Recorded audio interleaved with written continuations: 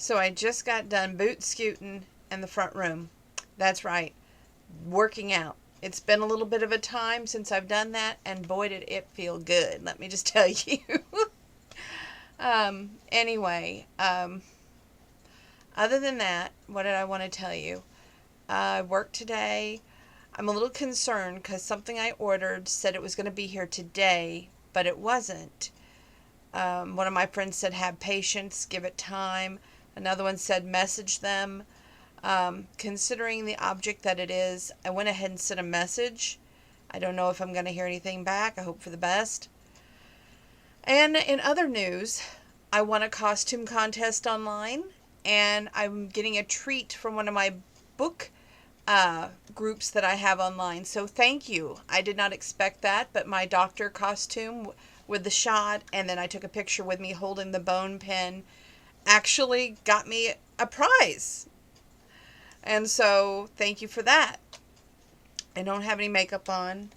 I had to send a sympathy card today. I lost a friend, and it was a very dear family friend, a friend of my grandma's that I've known since grade school.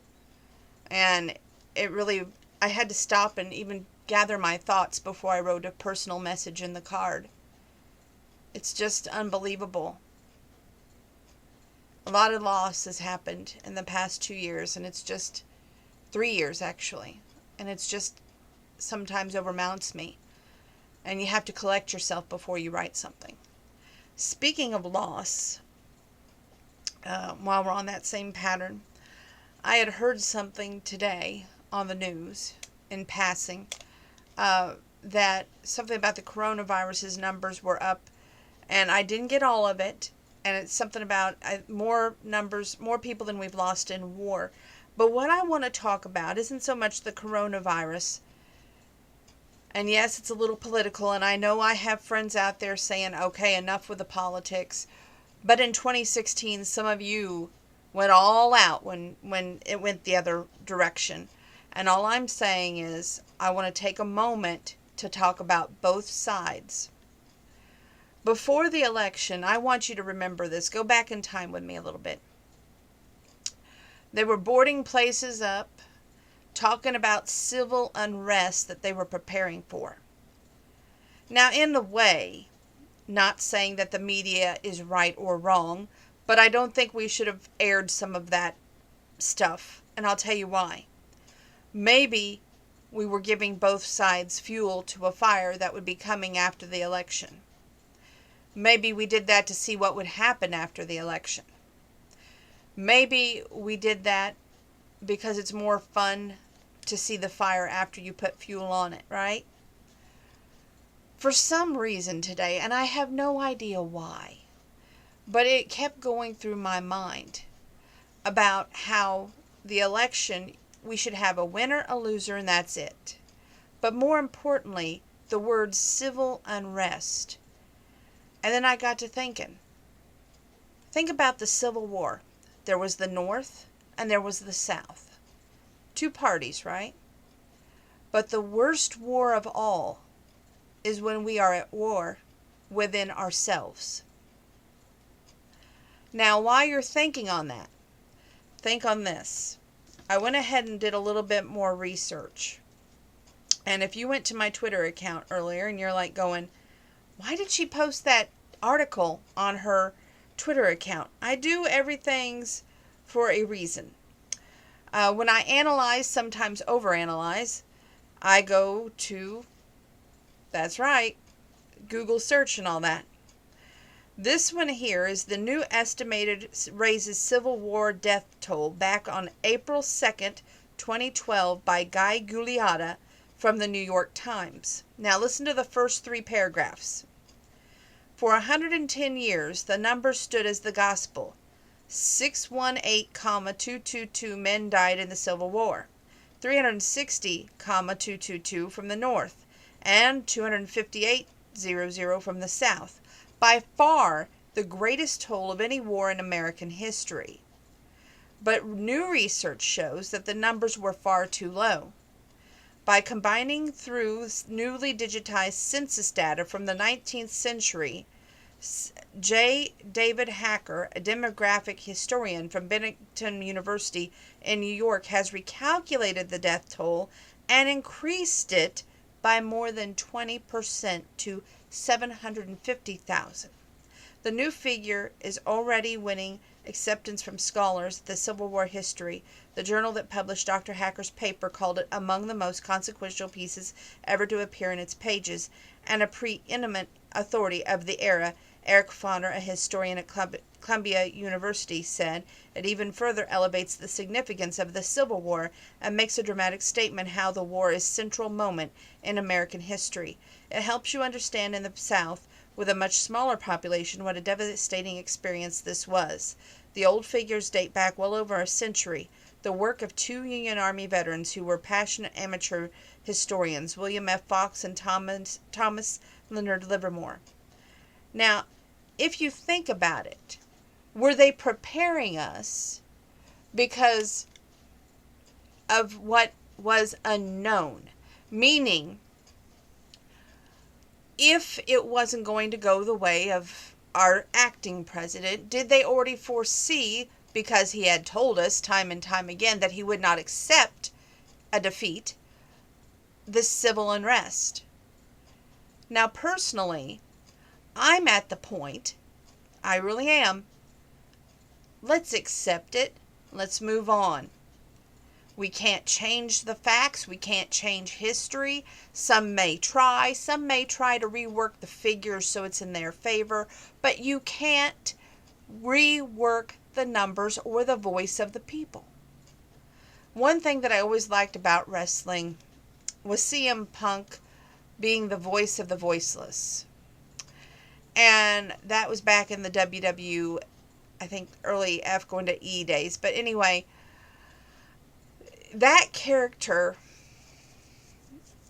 he had the guts to sit down on that stage and literally point out wrong and right doing during a match. It was unscripted, off the wall. From that moment on, people were like going, wow, look at that character. And it, it didn't rub well with the higher ups. However, what I was trying to get at that point there is the voice of the voiceless. The vote is the vote that men and women have went to war for. And we're trying to protect democracy because we're trying to let every vote, because we all either voted in person, by mail, but our vote was cast, so we want it heard. Right? Right. And at this point, you can sit there and say, like I did in 2016, if you go back and you watch the election video that night, I said, hashtag not my president because I wanted Hillary in office, not Trump. It's no secret.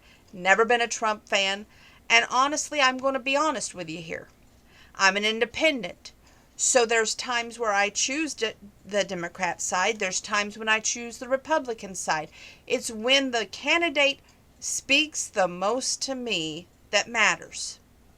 Or if the candidate has overspoken on some things that hurts his way of being in my mind, and that's why I vote. We all have little things in life to sway our votes, to sway our opinions. Based on that is how we vote. Based on that is where we go from here. And I'm going to try and shelf, it's going to be real hard for me, but the election is over now. What's done is done. We need to accept it and move on. But I just wanted to point out the worst times that we are at war is when we're at war with ourselves. And personally, I don't want to see a civil unrest. I don't want to see another civil war. Let's learn to accept this and move forward. That's my moment there. Have I been working on my Christmas art? You bet ya. Not too proud of it, but I haven't figured out if that's supposed to be a snow globe or a moon. But when I do, I'll let y'all know. And I am working hard at trying to make that be outstanding. Anyway. Still working a little bit on the Christmas end of things. I have a little, I'm 90% done. I'm hoping to be 100% done. I was really counting on that stimulus check. There were so many things that I wanted, but not for myself, but for others. Me, myself, and I would just love to see my SUV go to the shop and have new tires one day, and an oil change, and make that squeaking stops, because the brakes are doing this. We think the brakes are doing the squeaking. We're really unsure. We had new brakes put on, but it's still squeaking. So it needs to be looked at and really see why it's squeaking. So that's what I'm hoping for. But on Wednesday, they're having a drive-through breakfast for the veterans here in town over on South 6th Street at the school. And Grandpa's been invited as a guest. Our little neighbor girl, her mom is a teacher. And they had an assembly last year where we all got to go down to the assembly, which was really nice and thoughtful. And we all had breakfast down there. But this year, we're just doing a drive-by breakfast for the veterans. And we're going to get up early. We're going to go. And I know he'll have a good time. That'll be on tomorrow, Wednesday. So I have to go to bed early tomorrow. So you probably won't see me until Thursday. Let me get that right. Well, okay, Wednesday night to Thursday. Because I'm taking tomorrow night off, because I will be preparing to get ready to get up early, get moving, get him moving, get us over there to the little school so we can go through the drive-through, grab him breakfast, come back to the house. Then I have to go to work. I have asked Mom to come up and take him through the drive-through, but she says, no, you live there. You can take him. It won't take that long. Well, if it takes more than, a few minutes, we're going to have to be getting out of line. So that's why I told him, we're going to be up, we're going to be moving, we're going to be grooving through that line and go. So hopefully it won't take us that long to get back here. It's very nice, and I'm so happy that they're recognizing their service. Thank you for doing that. And thank you to every veteran for your service, because your family also served. Other than that, what else do I have to share with you? We didn't go nowhere tonight. I can't say how important that stimulus package is. I mean, right now, not only ourselves, but I'm sure there's other people out there that could use it, and the holidays are coming up, and we're all stressing because we don't know how we're going to make it. And I'm one of these people that I can see needs in different areas. Like, I always buy these holiday bags to help out the homeless over here at County Market every holiday season. And plus, I want to donate again to the St. Jude's for the kids, and the ASPCA for the animals. And I do a little bit of gift cards for some of my close friends that I know where they go to and hang out. And I just want to be able to make everybody's Christmas a lot brighter than what they ever thought was going to happen.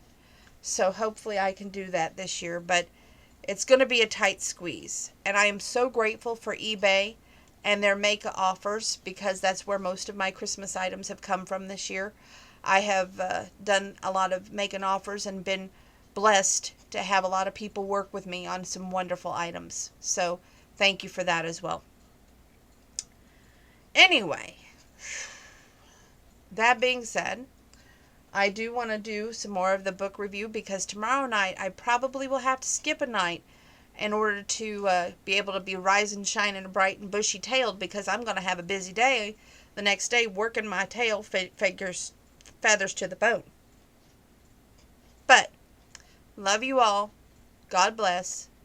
Stay safe. Stay well. Keep your social distance. Wear your mask. Wash your hands. And when you can't, use your hand sanitizer. I always make sure to have mine close by. Anyway, stay tuned. Book review is next.